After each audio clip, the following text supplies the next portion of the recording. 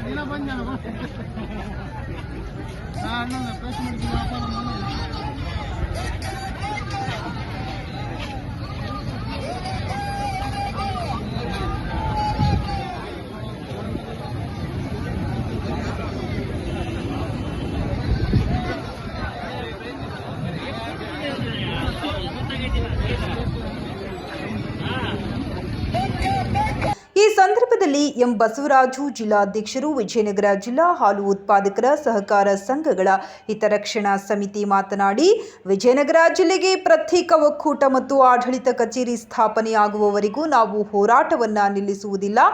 ಒಕ್ಕೂಟ ಮತ್ತು mega dairy Vijayanagara ಜಿಲ್ಲೆಯಲ್ಲಿ ಸ್ಥಾಪನೆಯಾಗದಿದ್ದರೆ ನಾವು ಮುಂದಿನ ದಿನಗಳಲ್ಲಿ ಹಾಲನ್ನು ಕಳಿಸುವುದೇ ನಿಲ್ಲಿಸುತ್ತೇವೆ ಎಂದು ಹೇಳಿದರು.